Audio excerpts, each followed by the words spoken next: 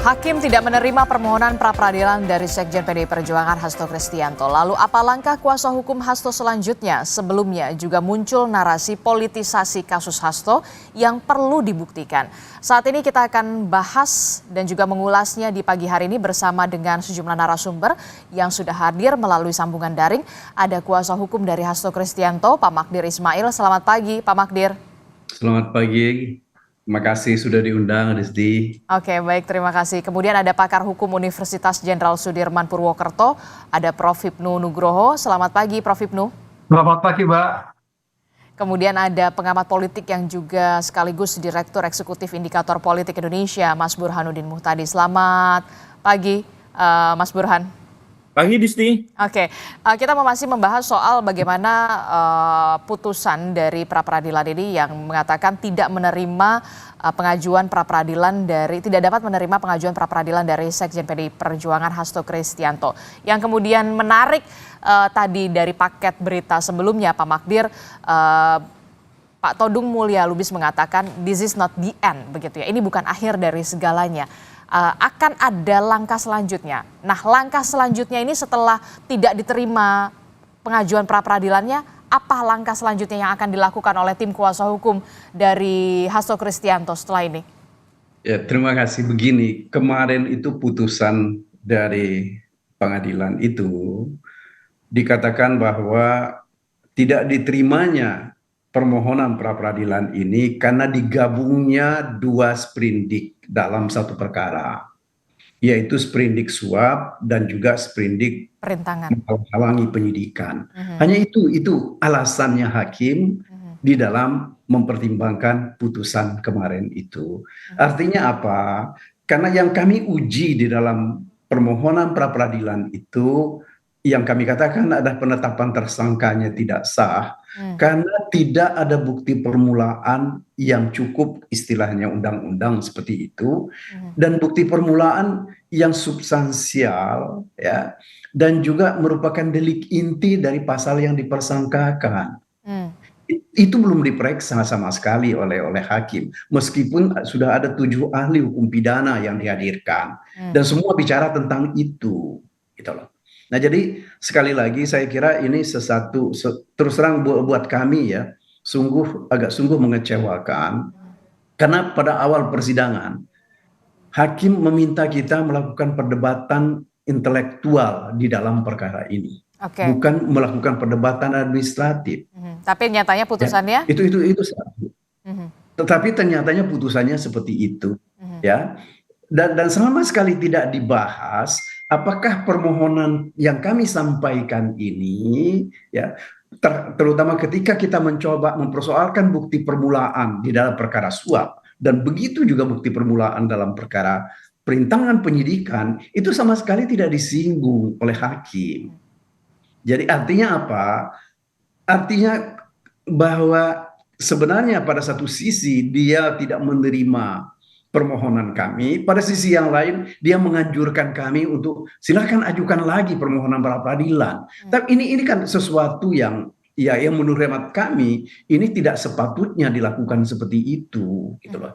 Tentu Pak Hipnu nanti bisa menerangkan di dalam hukum pidana itu secara teoritis, bahkan dalam praktek kita mengenal adanya kumulasi, ya, kumulasi subjektif, kumulasi objektif namanya.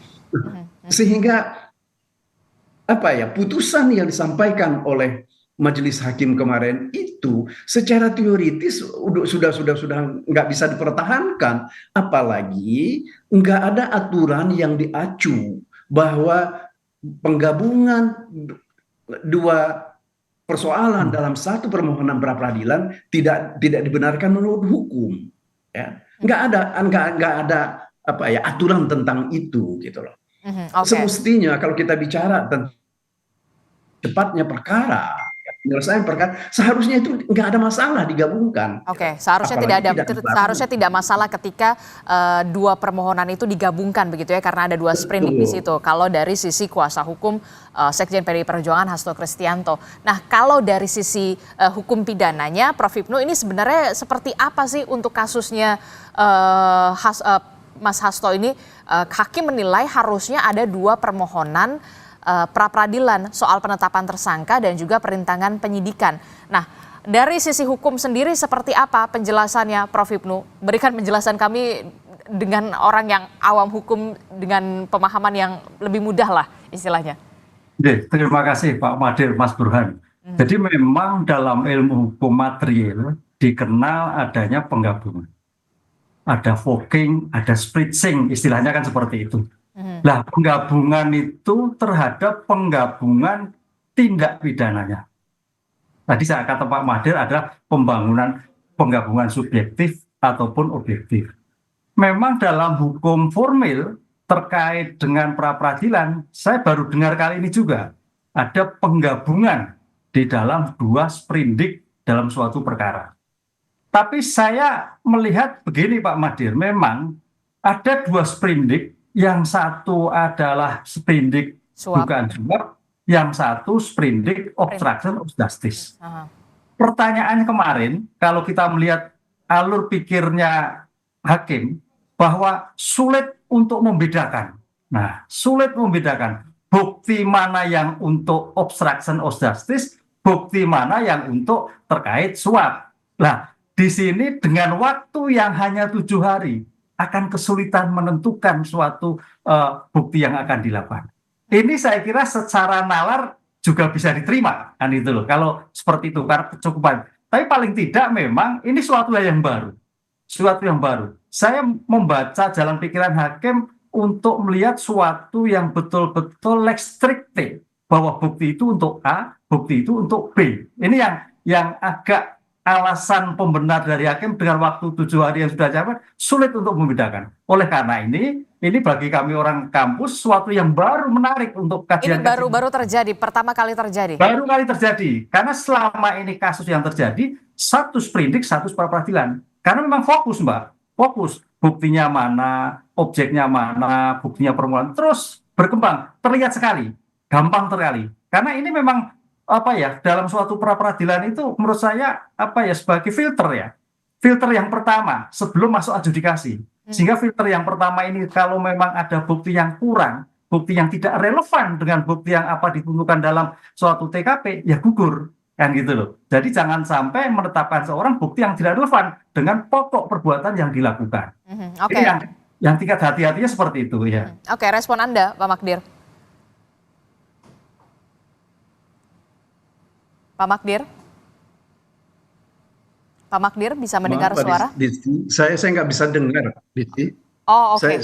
Saya baru bisa dengar sekarang. Oke, baik. Kalau tidak nanti kita akan coba kembali perbaiki sambungan dengan Pak Magdir. Tapi yang kemudian ini adalah hal yang baru begitu ya terjadi. 2 sprindik dalam satu pengajuan pra peradilan begitu ya Prof. Hipnu, yang kemudian di underline ini baru terjadi. Tapi kemudian begini, apa sebenarnya definisi tidak diterima atau ditolak begitu? Apa yang kemudian menyebabkan ini bisa diterima atau tidak diterima atau ditolak? Nah, ini kan kasusnya tidak diterima. Betul. Ini bagus. Jadi tadi Pak Magdir, ini 2 hal yang baru memang, 2 sprindik yang baru dalam sejarah yang saya pelajari loh ya, yang baru. Jadi memang hakim melihatnya sebagai bentuk tingkat kehati-hatiannya, bukti mana untuk A, bukti mana untuk B, biar ada suatu kejelasan. Kemarin saya mendengar seperti itu. Yang kemudian yang kedua, memang dari putusan ini kurang konsisten. Ketika permohonan ditolak, ya harusnya tidak memutuskan. Kembali pada pokok perkara yang awal. Tapi kan kemarin memutuskan bahwa tetap sah. Loh, kan begitu kan? Berarti kan ditolak itu kan belum memasuki pemeriksaan pokok perkara. Belum masuki pengujian yang lain dengan ditolak. Nah ini kalau kita sebagai hukum membedakan antara tidak diterima dan ditolak. Kalau ditolak itu sudah memeriksa bukti-bukti permulaan, ada suatu pertimbangan, tapi memutuskan. Lah kemarin tidak diterima, tapi memutuskan. Nah ini yang saya kira juga ada antara judul dan belakangnya kurang pas gitu. Harusnya kalau ditolak ya kembalikan pada awal, pada waktu pemeriksaan di KPK, sehingga pemeriksaan ini tidak dilakukan. Ini yang menjadikan permasalahan. Oleh karena itu dalam seperti ini saya kira Pak Magdir tadi bisa mengajukan kembali lah, iya. Karena namanya suatu pra peradilan itu tidak ada nebis in idem. Pra peradilan itu bisa dilakukan berkali sepanjang pokok perkara belum disidangkan di dalam persidangan. Hmm. Panjang itu masih bisa dilakukan. Oke, berarti masih bisa mengajukan kembali pra peradilan begitu ya, ketika nanti Ya, memang tim kuasa hukum dari Mas Hasto Kristianto, Pak Magdir, kemudian Bung Roni Talapesi, kemudian ada Pak Todung Mulya Lubis. Tapi sebelum saya bertanya kepada Pak Magdir apakah nanti akan mengajukan kembali pra peradilan, saya ingin bergeser dulu nih ke ranah politis begitu ya, Mas Burhan. Mas Burhan, ini kalau kita lihat begitu ya, dari pihaknya Sekjen PDI Perjuangan kan selalu suaranya adalah ini syarat politisasi dan segala macam. Dengan adanya putusan tidak diterimanya pengajuan pra peradilan terhadap penetapan tersangka Sekjen PDI Perjuangan Hasto Kristianto ini, apakah kemudian menegaskan kalau memang di sini ada unsur politis atau seperti apa? Kalau dari kacamata Mas Burhan sendiri?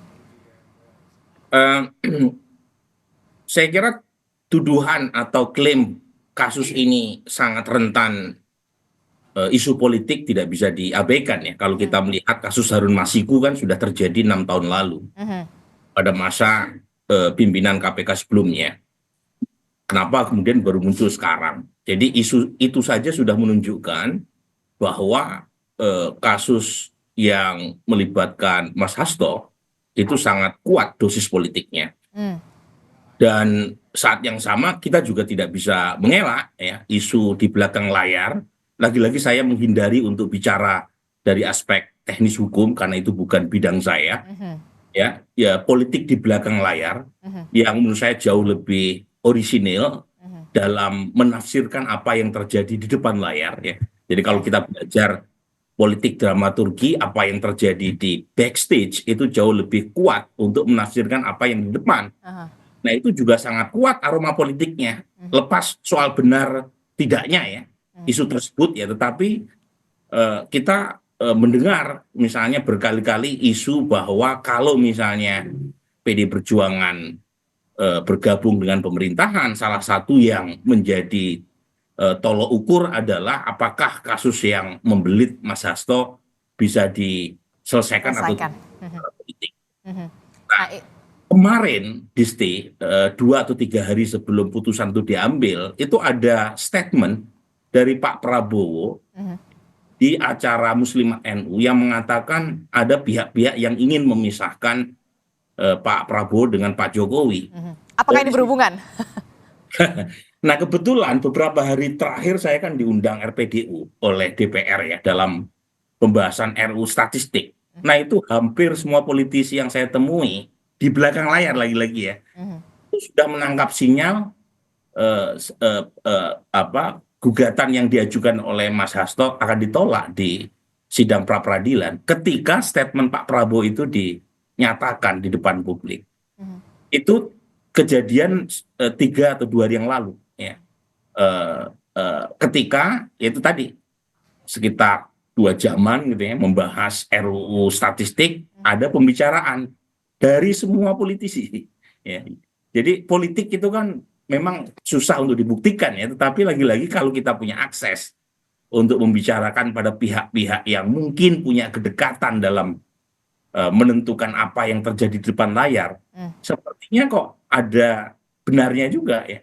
Kenapa pernyataan Pak Prabowo dinyatakan sebelum putusan sidang pra peradilan dan pernyataan tersebut seolah-olah memberi semacam sinyal bahwa pemerintah Pak Prabowo belum ya, membuka diri untuk bergabung dengan PD Perjuangan, dan itu punya implikasi terhadap nasib Mas Hasto.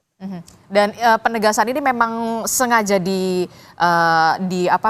benar-benar di secara terbuka dari Pak Prabowo. Inilah yang kemudian masih ada benang merahnya begitu ya kalau Anda dari segi politik begitu soal gugatan pra peradilan akhirnya tidak diterima ini ya, Mas Burhan. Ya dalam politik itu kan ada yang tersurat, ada yang tersirat. Nah tentu untuk seorang politisi kelas kakap ya, itu tidak harus memakai bahasa-bahasa yang tersurat, apalagi di depan publik. Ya. Cukup pakai kode. Nah kode itu kemudian ditafsirkan ya oleh banyak orang atau oleh orang yang dianggap mengikuti perkembangan politik.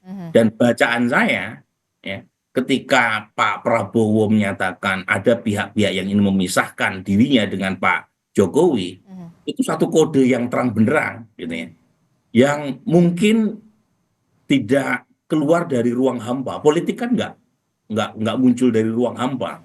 Ada konteks ya, ada preteks yang membuat Pak Prabowo mengeluarkan pernyataan tersebut. Ya.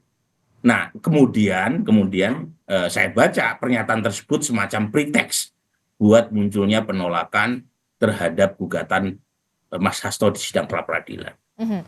Ini artinya PDI Perjuangan dan pemerintahan begitu dalam hal ini adalah Prabowo Subianto saat ini nanti dululah kalau ingin bersatu. Sudah ada sinyal itu? Ya, makanya tadi ada pernyataan Prof. Hipnu atau Pak Magdir ya, bahwa putusan hakim terkait dengan kasus Mas Hasto di sidang pra-peradilan tidak konsisten. Ya kan, satu sisi mengatakan tidak menerima tetapi menyidangkan sampai ujung. Kemudian pernyataan-pernyataan putusan hakim juga bisa ditafsirkan bahwa kubu Mas Hasto, Pak Magdir bisa mengajukan gugatan pra-peradilan lagi sepanjang kasus pokoknya belum disidangkan. Jadi hal-hal semacam ini lagi-lagi saya bacanya semacam proses tarik-menarik politik yang belum tuntas di belakang. Ya. Nah, itu bacaan saya, tentu bisa salah. Tetapi lagi-lagi kasus yang semacam ini itu tidak bisa kosong dari konteks politik, dan tentu saja apa yang terjadi di belakang layar bisa jadi sangat menentukan apa yang kita saksikan di depan. Oke, politik di balik layar inilah yang kemudian dinamikanya terlalu begitu kencang begitu.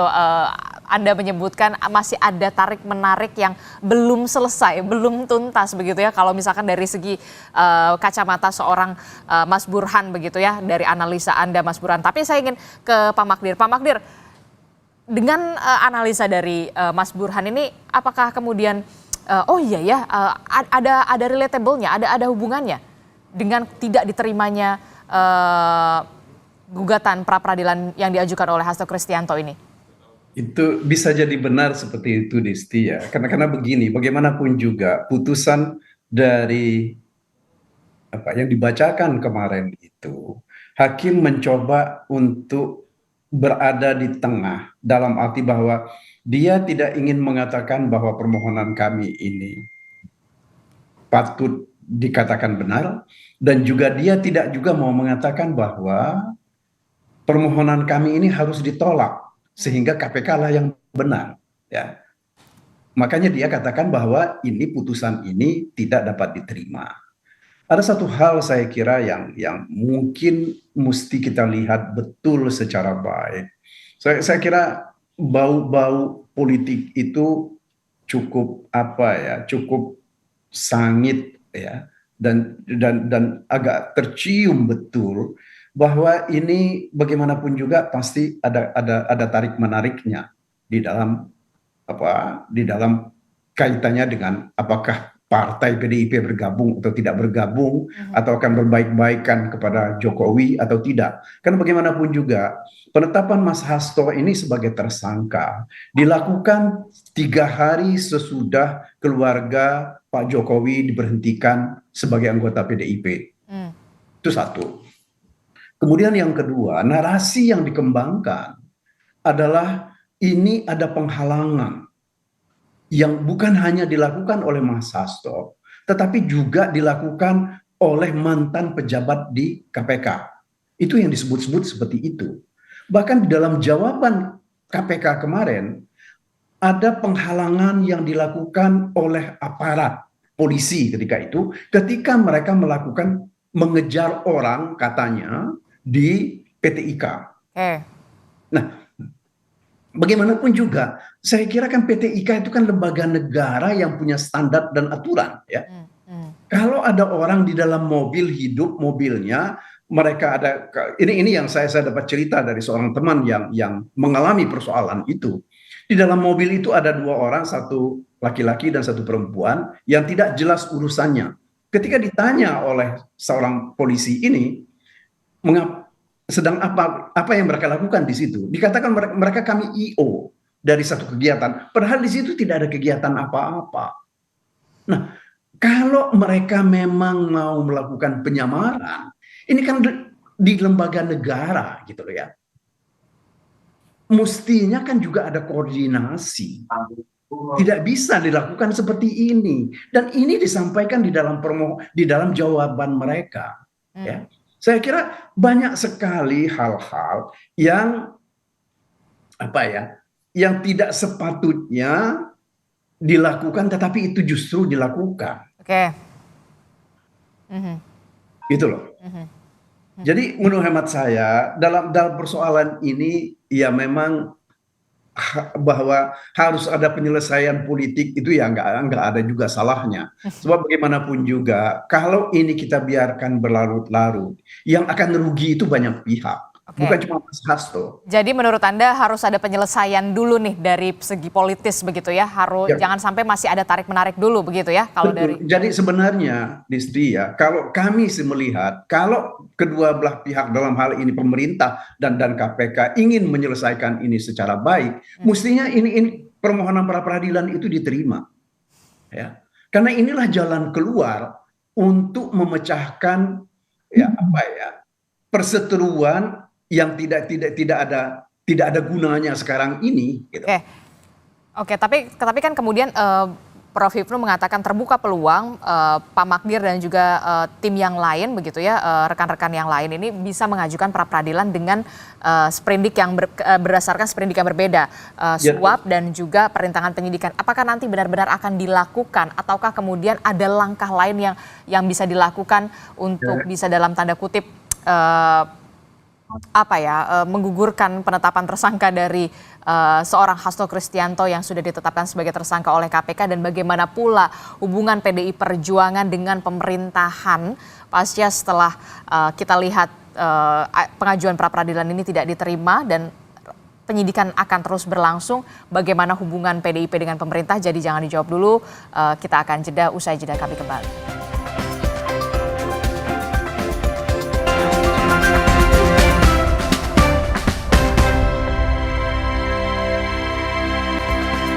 Terima kasih Anda masih bersama kami dalam Sapa Indonesia Pagi. Saudara, kita masih membahas soal putusan dari sidang pra peradilan yang diajukan oleh Sekjen PDI Perjuangan atas penetapan tersangka oleh KPK begitu ya, yang kemudian kita sudah dengarkan bersama bahwa Hakim Tunggal Ju-Yamto ini tidak menerima dari pengajuan gugatan pra peradilan Sekjen PDI Perjuangan Hasto Kristianto. Nah, saya ke Prof. Hipnu dulu. Prof. Hipnu, apa yang perlu dipastikan kembali oleh tim kuasa hukum dari seorang Sekjen PDI Perjuangan Hasto Kristianto ini dari kacamata hukum setelah kemarin putusannya ini tidak diterima, ketika ingin mengajukan pra peradilan lagi, apa yang perlu dipastikan supaya jangan ada lagi tidak diterima, apa yang harus disiapkan? Dalam pra peradilan suatu pemeriksaan belum mengenai pokok perkara. Kalau kita lihat pasal 82, permohonan pra peradilan gugur apabila sudah masuk di persidangan. Di sinilah saya kira nanti KPK kejar-kejaran Pak Magdir supaya tidak mengajukan permohonan pra peradilan. Nah, sekarang pertanyaannya bagaimana kiat mengajukan pra peradilan yang kedua? Pertama, kita mempelajari dari putusan kemarin adalah ada sedikit saran mengajukan kembali. Nah, mengajukan kembali ini saya kira harus kita lihat aspek mana perkara yang terkait dengan obstruction of justice, aspek perkara yang mana terkait dengan terhadap terkait dengan suap. Nah, yang sangat berpeluang menurut saya Pak Magdir itu adalah obstruction of justice. Saya sebagai orang luar ya. Tapi kalau yang terkait suap itu perkara yang delay dulu 5 tahun yang dulu. Jadi terkait berbasis pada OTT. Nah, berbasis pada OTT itu memang tanda petik yang saya pelajari kadang-kadang ada bukti-bukti yang masih tersisa yang belum dilanjutkan. Karena tadi Mas Burhan terkait politik dan nanti harusnya ketika itu. Kenapa ketika dilakukan? Lah ini kan delay. Nah, terkait dengan Harun Masiku yang kita pelajari sekarang ketika obstruction of justice pokok perkaranya itu sudah dilakukan. Nah, terhadap obstruction of justice adalah perkara tambahan derivatif terhadap pokok perkara terkait suap dan sebagainya. Nah, ini Harun Masiku belum ketemu, tapi ujung-ujung Pak Hasto sebagai perintangan. Perintangan yang mana yang pokoknya? Ini saya kira yang menurut saya dua sprindik itu yang sangat berpotensi bisa dikabulkan adalah obstruction of justice. Karena yang selama ini pokok perkara yang sudah terjadi baru terhadap derivatif perkara selanjutnya. Lah, lalu Jadi, bagaimana dengan sprindik yang soal dugaan suap ini? nah, ini perlu ekstra keras. Karena itu perkara yang lama yang berbasis pada menurut bayangan kami adalah OTT terhadap Wahyu. Jadi bukan perkara yang sebagai suap ansih, tapi berkait dengan perkara yang sebelumnya. Disinilah yang perdebatannya muncul dalam kita lihat perkembangan kemarin. Gitu Mbak Gusti. Oke, respon Anda Pak Magdir. Iya, saya kira memang benar apa yang dikemukakan Pak Hipnu itu tadi, bahwa memang yang jadi problem pokok kita sekarang ini adalah karena ini sudah ada terhadap perkara suap itu sudah ada putusan pemberi dan juga terhadap penerima. Di dalam hal pemberi ini hanya satu orang yang disebut sebagai kawan pesertanya selain Harun Masiku. Ya, akan tetapi orang ini tidak pernah ditetapkan sebagai tersangka oleh pihak KPK. Baru ditetapkan sebagai tersangka akhir tahun lalu bersama-sama dengan Mas Hasto ini. Nah, itu perkara suapnya.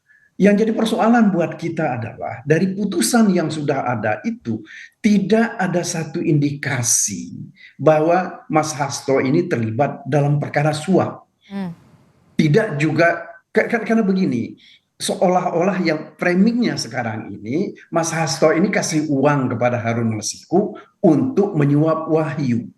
Kalau kita bicara jujur dengan akal sehat, apalagi secara hukum, kan kita mesti lihat kepentingannya, ya kan? Dia menyuap Harun Wahyu itu, kemudian memberikan uang untuk menyuap kepada Harun Masiku. Ya ini termasuk hal yang nggak masuk di akal, gitu loh. Karena dia bukan hanya sekedar tidak punya niat, dia tidak juga punya kepentingan terhadap persoalan ini. Nah, jadi menurut hemat kami, seharusnya tidak ada perkara terhadap Mas Hasto ini kalau memang ini murni untuk kepentingan hukum. Ya. Nah, kemudian yang kedua mengenai perbuatan menghalang-halangi penyidikan. Menghalang-halangi penyidikan ini kalau dari beberapa dokumen yang kami baca ini terkait dengan kegiatan Mas Hasto seolah-olah dia merintanginya itu dengan cara, termasuk salah satu diantaranya katanya meminta kepada supaya stafnya itu merendam handphone. Tetapi kan ini kan juga belum ada buktinya gitu loh. Handphone itu ternyata sebenarnya sudah disita oleh KPK gitu loh. Itu satu. Kemudian kedua, menurut saksi yang kami hadirkan kemarin di hadapan persidangan, yang diminta oleh Hasto itu adalah supaya baju dilarung. Nah ini kan soal sesuatu yang sebenarnya nggak ada kaitannya dengan kegiatan merintangi penyidikan. Ya. Karena merintangi penyidikan itu kan mesti perbuatannya real. Baju dilarung itu untuk apa maksudnya?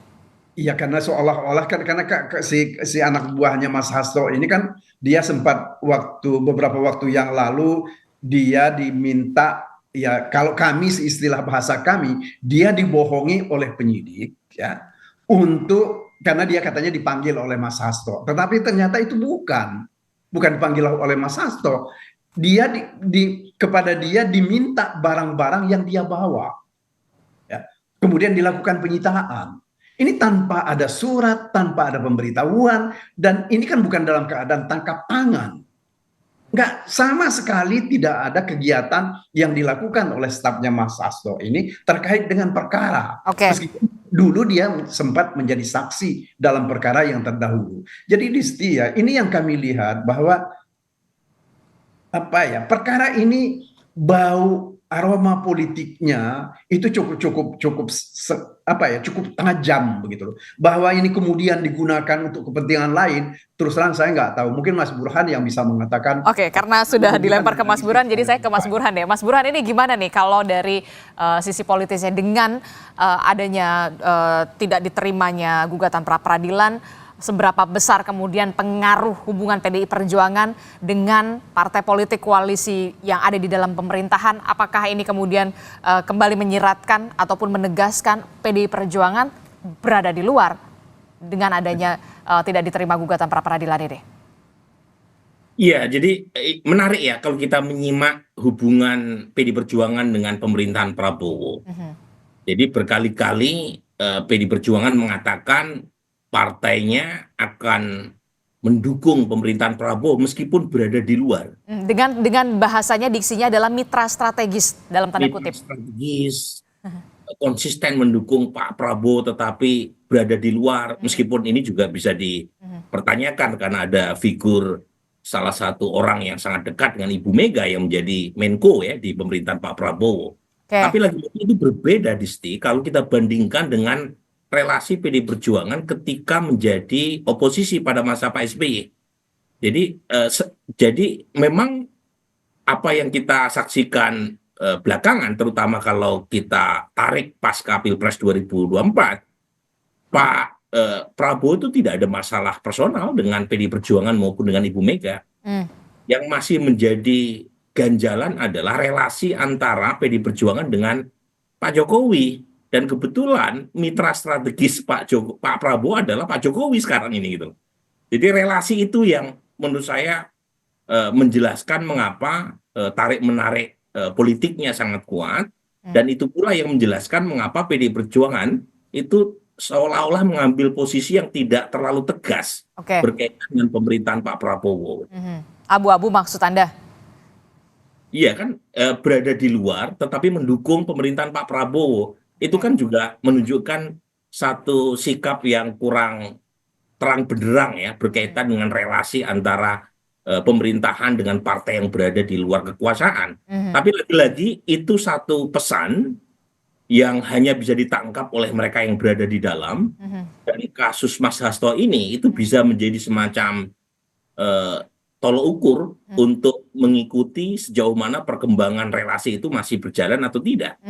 Dugaan saya, dugaan ya, ketika Mas Hasto kasusnya masih berlanjut sampai dan pokoknya itu punya implikasi yang lebih jauh berkaitan dengan relasi PDI Perjuangan dengan Pak Prabowo. Bisa jadi PDI Perjuangan bersikap yang lebih tegas menjadi kekuatan oposisi ketimbang misalnya dibandingkan dengan sikapnya selama ini. Jadi ketegasan ini makin akan terasa ketika setelah adanya gugatan pra peradilan ini yang tidak diterima. Kalau kita lihat ya, sejak Pak Prabowo dilantik sebagai presiden 20 Oktober 2024, itu sikap PDI Perjuangan sangat lunak, sangat lunak. Apakah ketegasan ini juga akan disampaikan Ketua Umum PDI Perjuangan Megawati Soekarno Putri dalam acara Kongres PDI Perjuangan dalam waktu dekat ini? Dugaan saya begitu. Jadi dugaan saya ketegasan sikap PDI Perjuangan, terutama berkaitan dengan relasi oposisi dan pemerintahan, itu akan diambil sikapnya pada masa Kongres nanti.